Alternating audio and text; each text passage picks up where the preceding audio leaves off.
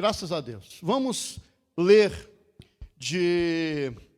eu quero que você leia comigo Jeremias, capítulo 26, versículo 18. Jeremias, capítulo 26, versículo 18.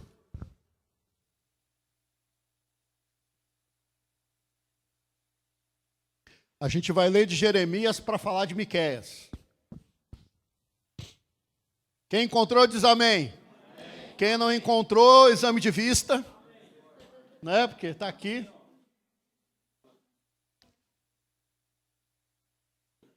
Miqueias, de Moresete, profetizou nos dias de Ezequias, rei de Judá, dizendo a todo o povo de Judá: assim diz o Senhor dos Exércitos: Sião será arada como um campo. Jerusalém se tornará um monte de entulho. A colina do templo, um monte coberto de mato. Oremos. Pai, muito obrigado pela tua palavra. Obrigado porque o Senhor levantou o profeta Miqueias naquela época para falar àquele povo. E a mensagem dele ecoa até os dias de hoje. E nós queremos ser ministrados pelo teu Santo Espírito através dessa palavra. Oramos em nome de Jesus. Meus amados, a gente vai falar do profeta Miqueias.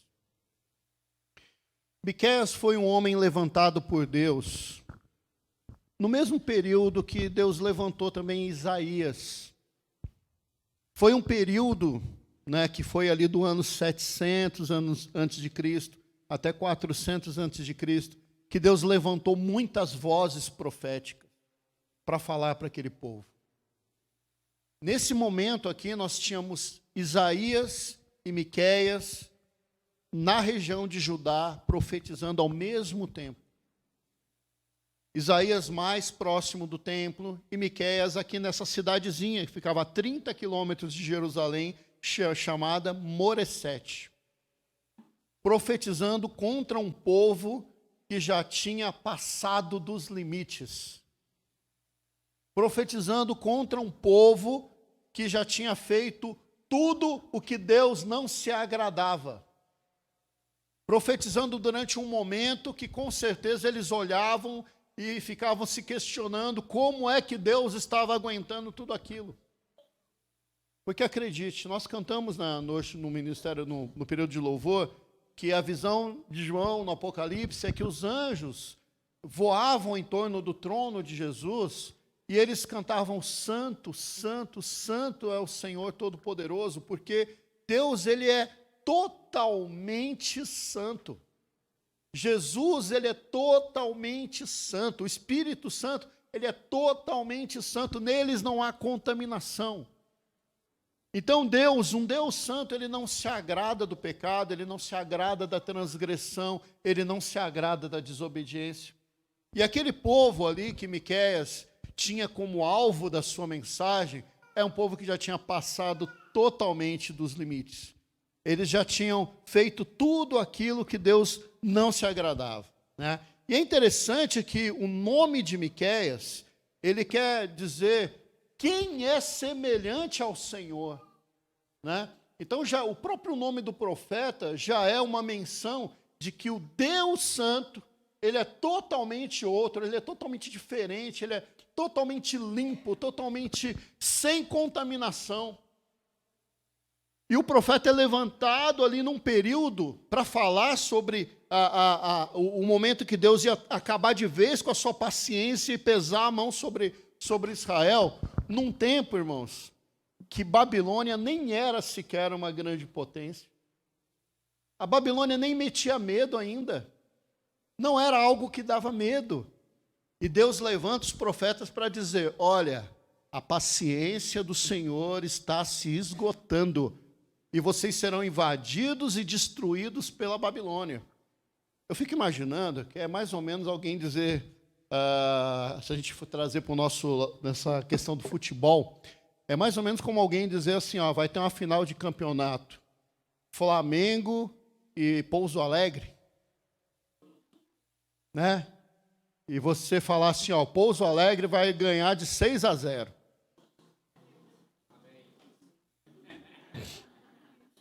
Vocês acreditam que é possível, olhando hoje? Contra o Flamengo é até possível. Palmeiras e Pouso... Palmeiras e Pouso Alegre. Aí você fala, 6-0 para o Pouso Alegre. Era mais ou menos o que estava acontecendo, gente. Os profetas dizendo, olha, Deus vai pesar a mão e a Babilônia vai destruir vocês. Gente, a Babilônia, aquela naçãozinha lá, a Babilônia ainda não era uma potência. Não era. Ela foi se tornar uma potência e foi ser usada como ferramenta de juízo de Deus sobre Israel anos depois, né? Então, o profeta Miqueias começa a profetizar para esse povo. E logo em Miqueias, capítulo 1, versículos de 3 a 5, a gente vai ler aqui a profecia de Miqueias. E ele começa dizendo assim, ó, vejam, o Senhor está saindo da sua habitação e ele desce e pisa os lugares altos da terra. Debaixo dele os montes se derretem como cera diante do fogo e os vales racham ao meio como que rasgado pelas águas que descem velozes em costa abaixo. Tudo por causa da transgressão de Jacó, dos pecados da nação de Israel. Então a profecia de Miqueias começa muito forte, dizendo, olha, gente, acabou, tá? Acabou. Passou dos limites. Chegou o final da linha para vocês. A transgressão de vocês está tirando Deus da sua habitação.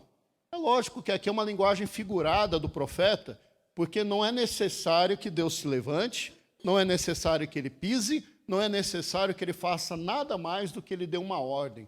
Porque se pela palavra de Deus tudo foi criado, isso aqui é uma mera linguagem figurada para dizer, olha, vocês incomodaram a Deus. O pecado e a transgressão de vocês incomodou o Senhor. Né? E a gente sabe, eu tenho comentado com os irmãos aqui, que a idolatria tem sido uma coisa assim terrível na nação de Israel desde sempre. Né? Desde sempre. Quando saíram do Egito, eles já vieram trazendo seus ídolos, né, para o deserto junto com Moisés. E aquilo atrapalhou todo o desenvolvimento de Israel até chegar nos dias dos profetas, nesse período profético aqui. Mas depois desse castigo final dado por Deus através da Babilônia, nunca mais os judeus se inclinaram diante de outros deuses. Né? Então, Deus não suportava mais o pecado. E um dos primeiros pecados é justamente esse, que é o pecado da idolatria. Se a gente olhar lá no versículo 7 do 1º capítulo ainda, a gente vai ter uma colocação do profeta dizendo assim, olha, todas as suas imagens esculpidas serão despedaçadas, e todos os seus ganhos imorais serão consumidos pelo fogo. Destruirei todas as suas imagens, visto que o que ela ajuntou com o ganho da prostituição, como salário de prostituição, tornará a ser usado. Miqueias 1:7. O que acontece com a idolatria naquela época é que ela não era meramente o que a gente imagina hoje, uma imagem ali que a pessoa acendia uma vela e acreditava pedindo para aquela imagem algum favor. Não era só isso. A idolatria na nação de Israel ela estava tão desenvolvida que ela dava lucro. Dava lucro. Eles se prostravam diante daquelas imagens, só que muita gente ganhava dinheiro com aquilo. Dava lucro. Então, muitos que se prostravam e que adoravam determinado Deus, mesmo tendo a consciência de que Deus, Jeová, não se agradava daquela situação, eles ignoravam a Deus porque aquilo dava lucro. Nada parecido com o que acontece hoje em dia. Né? Nada. A semelhança não é mera coincidência. Dava lucro. E além disso, aqueles deuses falsos, eles eram uma desculpa, né? Eles eram uma justificativa para a imoralidade. Porque muitos dos cultos pagãos, eles tinham a questão da prostituição cerimonial envolvida neles. Então, se prostravam diante dos ídolos, ganhavam dinheiro com aquilo, justificavam a imoralidade através daqueles cultos pagãos. E Deus já não suportava mais aquilo. Aquilo já estava cheirando mal, né, diante de Deus. Só que no capítulo 2, nos versículos 1 e 2, a gente percebe que não era só isso, não. Tinha também a questão da justiça social, do pecado social, porque a gente não peca só contra Deus. Quando Jesus, naquele encontro com aquele jovem sábio, né, inteligente das leis, e aí Jesus pergunta para ele, como é que você entende ali os mandamentos, já que você cumpre ele desde que você era pequenininho? Ele responde para Jesus assim, olha, como é que eu leio? Amarás o Senhor teu Deus sobre todas as coisas e o próximo, como a ti. Os pecados não são só contra Deus. Da mesma forma que existe adoração vertical e existe adoração horizontal, existe pecado vertical e pecado horizontal. Eu peco quando eu peco diretamente contra Deus, mas eu peco também quando a minha transgressão afeta o meu irmão.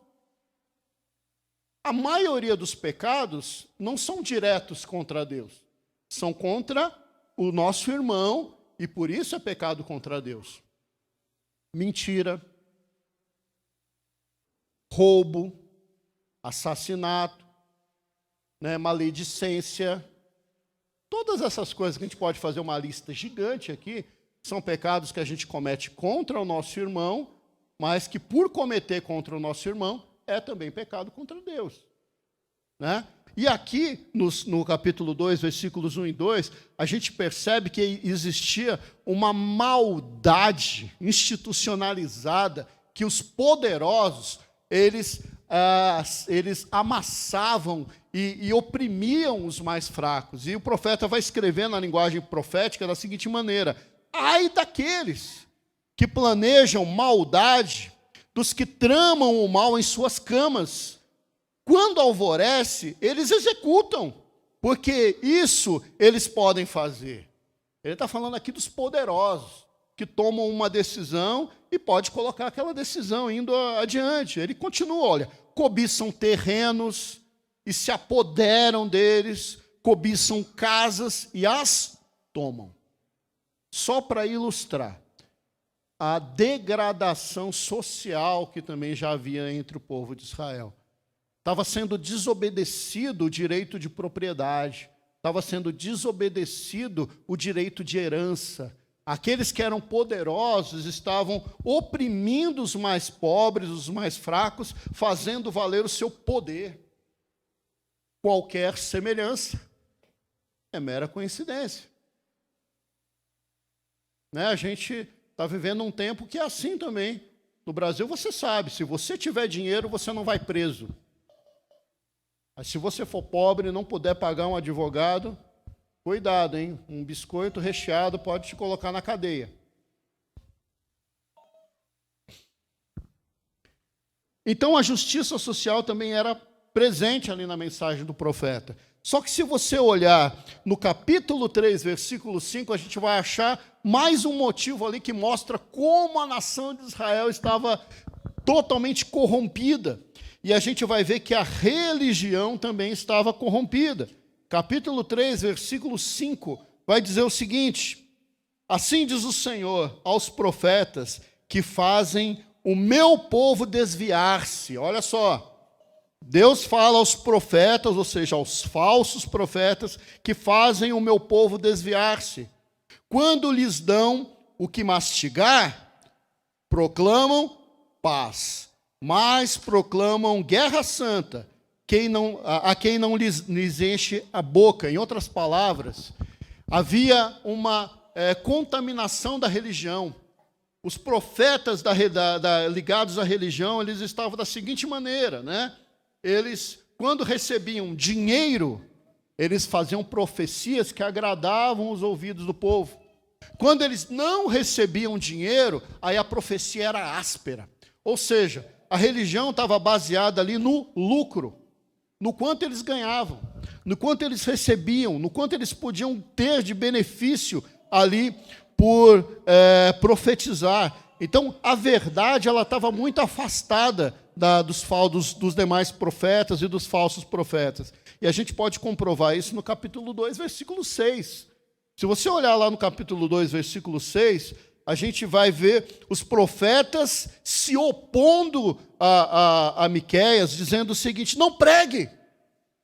Dizem os seus profetas, né, os profetas que estão contaminados aí com essa religião apodrecida. Não preguem, dizem os seus profetas. Não preguem acerca dessas coisas, a desgraça não nos alcançará. Olha isso. Deus levanta Miqueias para dizer: olha, a transgressão de vocês já passou do limite. Aí vem o outro profeta e diz assim: não, não pregue isso aí não, a desgraça nunca vai chegar no nosso povo. Bom, o tempo comprovou que a profecia verdadeira era de Miqueias. Porque verdadeiramente aquela nação foi destruída. Mas tinha muita gente fazendo uma pregação contrária à de Miqueias. Porque estava muito mais preocupado em encher, a linguagem profética que encher a boca, né? Ou seja, ganhar dinheiro, do que pregar aquilo que era verdade. Tem uma máxima aí, que como que a gente julga o profeta verdadeiro e o profeta falso? O profeta verdadeiro, aquilo que ele profetiza, se cumpre. Não é isso? Enquanto o profeta falso, aquilo que ele profetiza, é como uma palha que você lança no vento, ou que você joga um fogo, aquilo é consumido rapidamente, que aquilo não se vê verdadeiro. E a gente vai perceber que um pouco tempo depois, Babilônia se torna uma potência. Babilônia invade Jerusalém a partir de Israel, do Reino do Norte. Vem destruindo todo o Reino do Norte, chega a Jerusalém, destrói Jerusalém, contamina o templo do Senhor. Né? Essa destruição, né, nessa invasão, eles destroem casas, matam animais e levam prisioneiros todos aqueles que eles julgaram que fossem úteis de alguma maneira. Então a profecia de Miqueias se cumpre ali. E de repente aquele povo se vê. Lembra que o povo saiu do Egito cantando, caminhando, eu vou para Canaã, né? Glória a Deus. Caminhando, eu vou para Canaã. E de repente eles estão em Canaã, desobedecendo a Deus, são levados prisioneiros para a Babilônia, e agora eles não têm nem mais terra. Não tem mais terra, não tem casa, não tem campo para cultivar. Eles são roubados de todo o seu patrimônio. Segunda coisa, eles são roubados da sua liberdade. Eles são escravos agora, são obrigados a trabalhar. Né? Eles são escravos porque eles também passam a não ter mais o direito a ter culto. Eles não podiam com liberdade, né, cultuar ao Senhor. A gente vai ver isso em todos os outros profetas que profetizaram na Babilônia. A terceira coisa que acontece ali por conta dessa profecia de Miqueias é que eles começam a perder a sua identidade. Identidade. Isso é muito forte, gente. Você pode ficar sem a sua casa e talvez você arrume uma casa para morar, alugada, se vira. Você pode ficar sem a sua casa porque teve um terremoto, muita gente ficou sem casa, você vai morar numa tenda improvisada, tranquilo. Mas se tem uma coisa que dói é quando a tua identidade é roubada. Quando você é obrigado a fazer algo que não é você, que você não quer fazer, que vai contra os teus princípios, que vai contra aquilo que você é. E aquele povo que era cativo na Babilônia, eles eram obrigados a se inclinar para a cultura pagã, apodrecida e totalmente distante de Deus, que era a Babilônia. Então, era um povo cruel mesmo. E aquele povo cativo ali na Babilônia tinha saudade do que eles tinham e não valorizavam. Eu queria que você prestasse atenção nisso. Coloca aqui para mim o Salmo 137, versículo 1. Quando eles estavam lá cativos na Babilônia, sem liberdade de culto, sendo obrigados a acatar toda aquela cultura, eles começam a sentir saudade do que eles tinham. É interessante, né, que quando a coisa aperta nas nossas vidas, a gente começa a lembrar do passado alguma coisa que a gente tinha boa, né? Então, você está passando por um momento difícil na tua vida, você lembra, quando eu tinha os meus 20 e poucos anos, era tão bom, né? O teu vizinho coloca uma música horrível, alta, e você fala, naquela outra época as músicas eram tão mais bonitas. A gente sempre tenta voltar para o passado para lembrar um tempo bom, né? E aqui o salmista, falando sobre os que estavam exilados na Babilônia, ele diz assim no Salmo 137, versículo 1, junto aos rios da Babilônia, nós nos sentamos e choramos, com saudade de Sião. Agora é tarde demais. Agora é tarde demais. Eu não sei se já aconteceu na tua vida, de você estar passando por uma situação que você tem que sentar, chorar e perceber que o que você podia ter feito para melhorar já não era mais suficiente, porque passou o tempo. Agora você está só vivendo as consequências da sua decisão errada. Sentar e chorar. Isso é até um ditado popular, né? O que você vai fazer? Vai sentar e chorar? Tem hora que só dá para sentar e chorar. Porque não tem mais nada para fazer, vocês estão entendendo?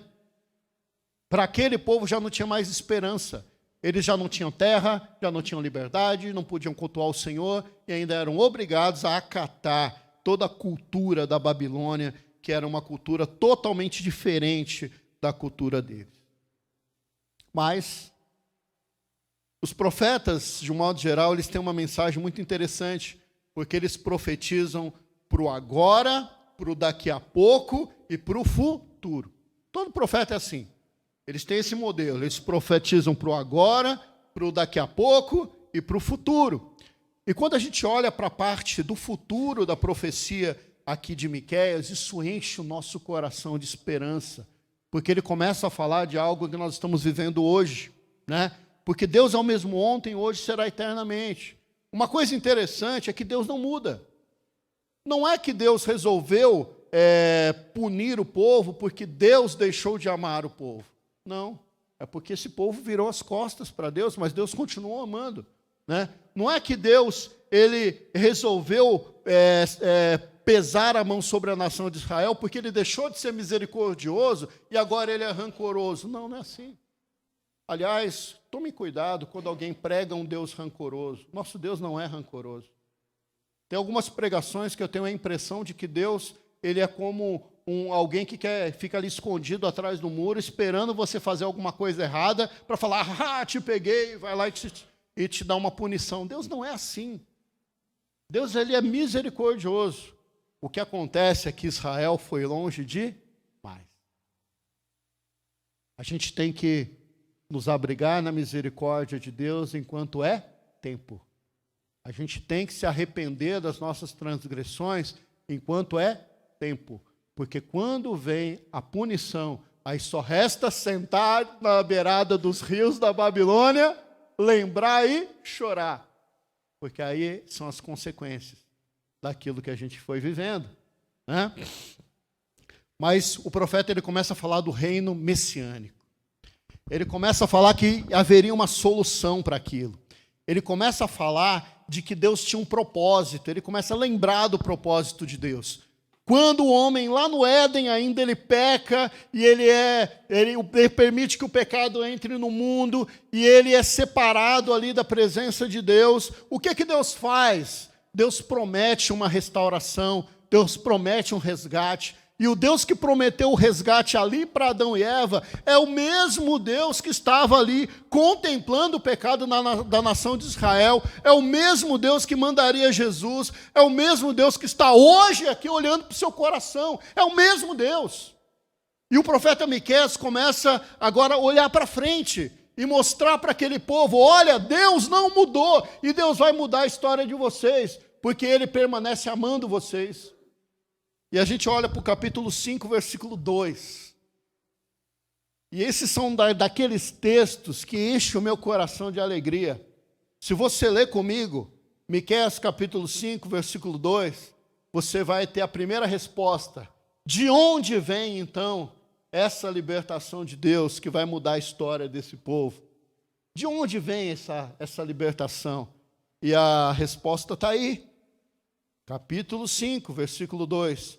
Mas tu, Belém, Efrata, embora pequena entre os clãs de Judá, de ti virá para mim aquele que será o governante sobre Israel. As suas origens estão no passado distante, em tempos antigos.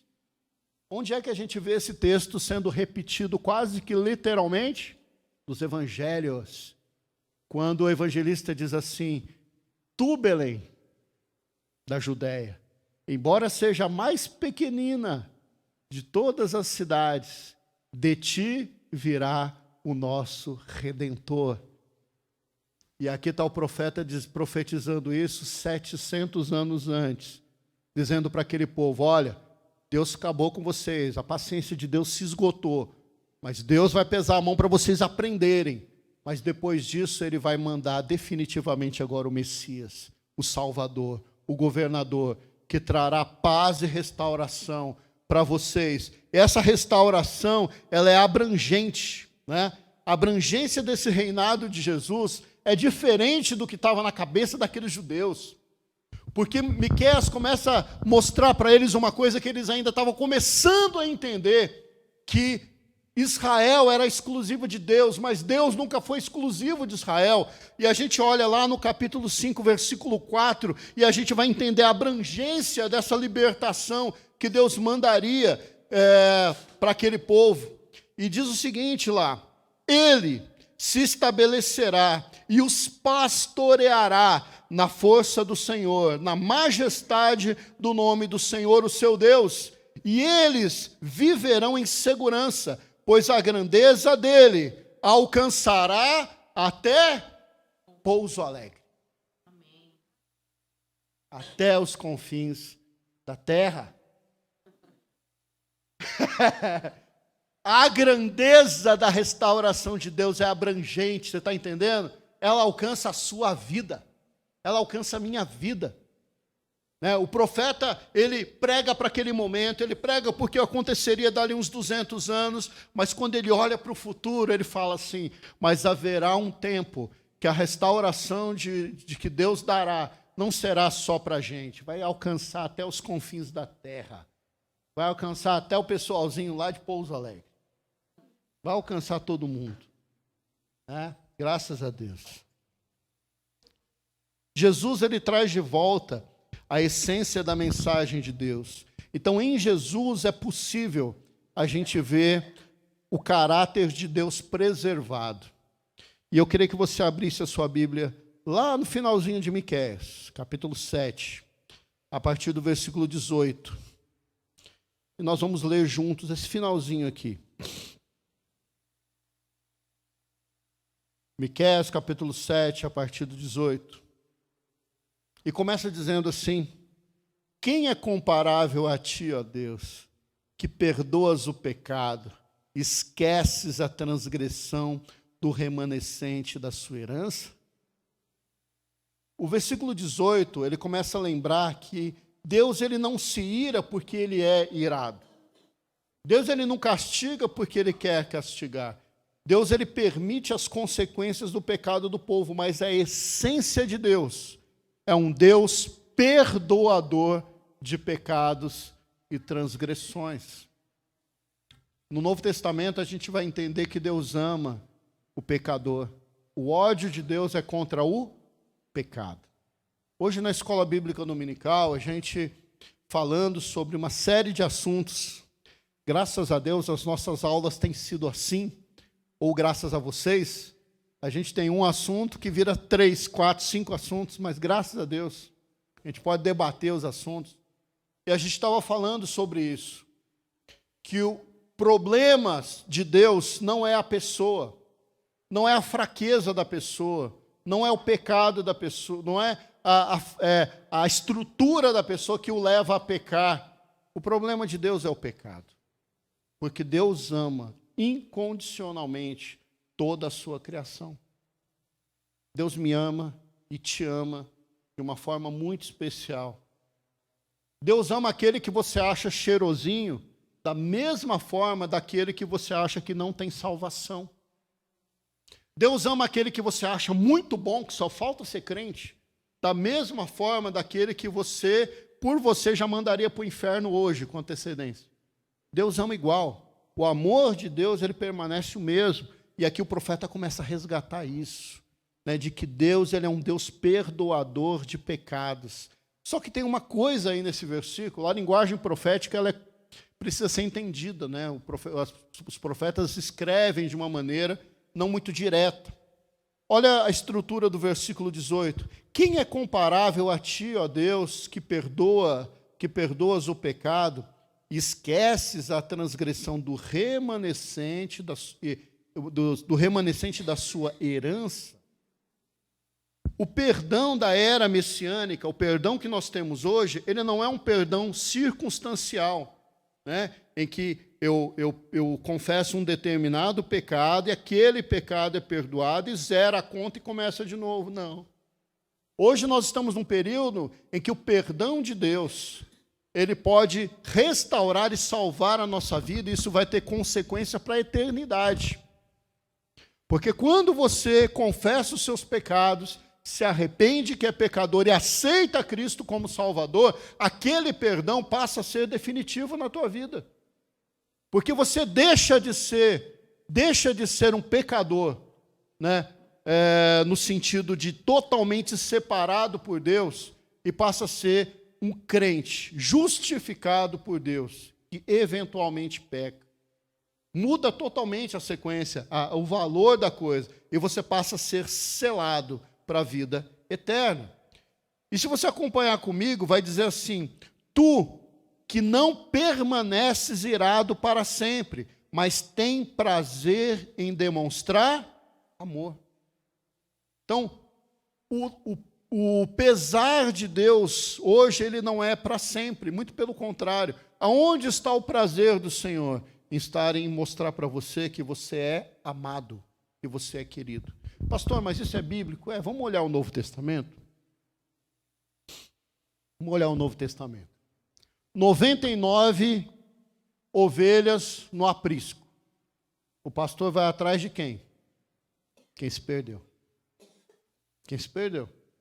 O filho mais velho fica dentro de casa, obedecendo o pai em tudo que o pai pede. O pai vê o mais novo, rebelde, voltando todo quebrado e se alegra com o rebelde. Não é que o pai está desvalorizando as 99 ou o filho que ficou. É porque o pai, ele olha tudo como filho, tudo como ovelha.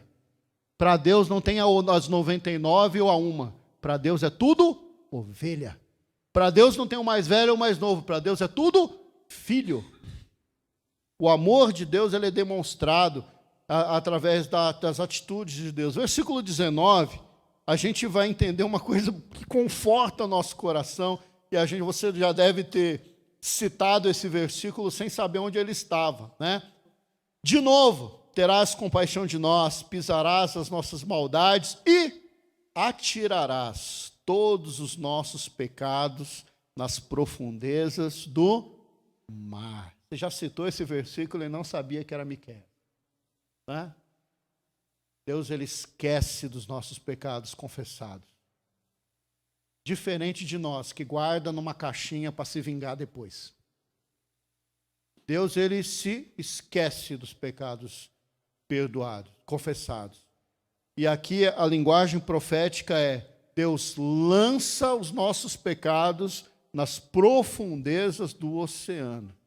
Gente, é mais fácil chegar na Lua do que chegar nas profundezas do oceano. Já confirmaram aqueles 4 doidos que entraram dentro de uma lata de sardinha e tentaram ver lá o Titanic, né? Então, o versículo 19 vai dizer para a gente que aquilo que eu confesso para Deus, isso está esquecido, isso está lançado nas profundezas do mar, porque Deus, ele não é rancoroso. E o versículo 20 vai dizer que Deus não se esquece do seu plano de nos salvar. Mostrarás fidelidade a Jacó e bondade a Abraão, conforme prometestes sobre juramento aos nossos antepassados na antiguidade. Então Deus, Ele não se esquece do plano dele de nos salvar. Não se esquece do plano dele de nos restaurar. E aí a gente pode terminar a nossa mensagem concluindo algumas coisas aqui. A primeira é que Deus me ama.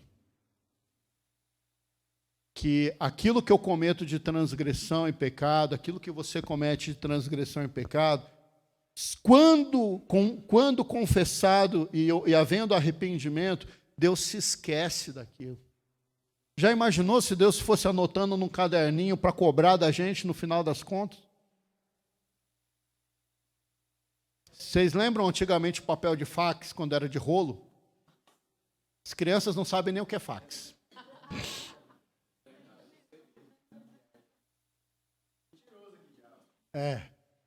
Eu fico imaginando a ficha corrida diante de Deus, né? Imprimindo, vai imprimindo, imprimindo, e não para de imprimir. Aí você fala, Deus, para, já estou com vergonha. Não, tem mais, não passou nem de 5 anos de idade ainda. E vai. Fala nisso, ontem eu estava fazendo uma brincadeira com o Dudu. Falei, quantos anos você tem? Ele, 8. Eu falei, então você já viveu 17 mil anos, 17 mil dias. É engraçado quando a gente conta por dia. Faz a conta de quantos dias você já viveu. Você vai se espantar. Vai ficar espantado. Né? E para terminar, meus amados, para terminar, sabe por que Deus deseja te salvar? Ele deseja te salvar porque a obra dele começa nessa terra, a obra dele começa nessa vida, mas a obra do Senhor é para a eternidade. Então o profeta mostrou para aquele povo